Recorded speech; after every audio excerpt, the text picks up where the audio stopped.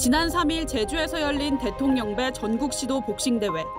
중학교 3학년 조현호 군이 경기도 중 상대방의 펀치를 맞고 휘청이더니 그대로 링 위로 쓰러집니다. 대회 출전을 위해 필요한 책임각서에는 대회 중 발생하는 사고나 부상에 대해 지자체나 복싱협회 등이 책임지지 않는 것을 동의한다고 적혀 있는데 보호자란 사인은 아이가 직접 했습니다. 얼마나 비극적인 일이에요. 그 아이의 인생을, 그 가족의 인생을 그걸 누가 책임질 수가 있어요. 그러니까 이게 어른들이 최소한의 안전에 관련된 조치들, 상식 범위에서의 최소한의 조치들도 하지 않으니까는 정말 총체적인 암국과 참사가 일어나는 거잖아요.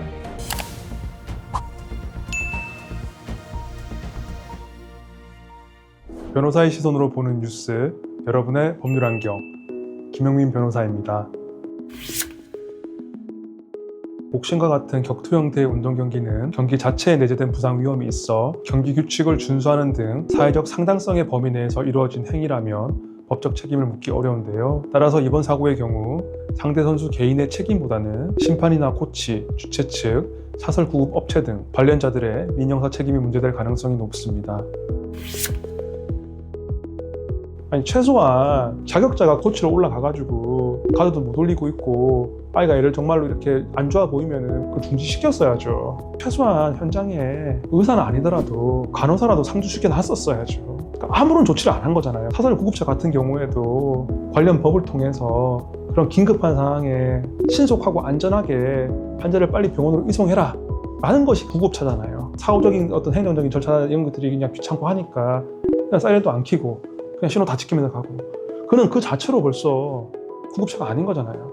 관련법에 의해 가지고 그러면 반드시 그 환자 있는 자리에 그 응급구조사가 동승해가지고 상태를 지켜보면서 그 순간순간 골든타임에 필요한 조치들을 했었어야 되는 거죠. 얼마나 비극적인 일이에요. 그 아이의 인생을, 그 가족의 인생을 그걸 누가 책임질 수가 있어요. 그 상대방 시합했던 선수 아이도 이제 중학생일 거란 말이에요. 이런 일이 발생했다는 것에 대해서 얼마나 마음이 힘들고 괴롭겠어요. 이게 뭐가 문제냐면은 면책각서를 받잖아요. 면책각서를 작성한 것만으로도 내가 면책된다고 생각해서 사실은 필요한 주의 의무를 좀 게을리한 부분이 있지 않았나. 그 면책각서의 내용에 보면은 그 법적 보호자인 부모에게도 고지를 해야 되거든요. 그런 고지가 이루어지지 않았고 이 계약이 사실상 미성년자에게 아주 불리한 계약이잖아요. 내가 피해를 입어도 내가 책임을 묻지 않겠다는 계약이잖아요. 그런 것들은 현저하게 사회 질서에 반하는 계약이잖아요. 반드시 갖춰야 될 미성년자에 대한 안전보호 의무 위반에도 이 면책각서로 모든 걸 면해주겠다.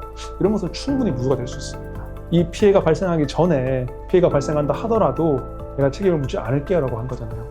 원칙적으로 이런 계약은 무효예요. 내가 어떠한 피해를 발생할지 이 사람이 다 예측할 수 없다는 거예요. 내가 죽어도 책임을 안 묻을 거예요? 말이 안 되잖아, 그러면 상식적으로. 내가 불구조가 돼도 책임을 묻지 않겠다라는 계약을 할 수가 없잖아요. 손해가 현실화되기 전에 완전치 않은 이해를 가지고 거기에 대해서 동의를 했다고 해서 나중에 일어나는 모든 손해에 대해서 다 면책이 된다. 그런 계약은 인정할 수 없어요. 이게 어른들이 최소한의 안전에 관련된 조치들, 상식 범위에서의 최소한의 조치들도 하지 않으니까는 정말 총체적인 암국과 참사가 일어나는 거잖아요. 이 부분에 대해서 정말 우리 사회가 반성해야 되고 이제는 이런 식으로 그냥 넘어가서는 안 돼요. 정말 이런 일이 다시는 반복되지 않도록 안전관리 시스템이라든지 긴급 대응 시스템이라든지 이런 것들을 점검하고 구축할 필요가 있어요.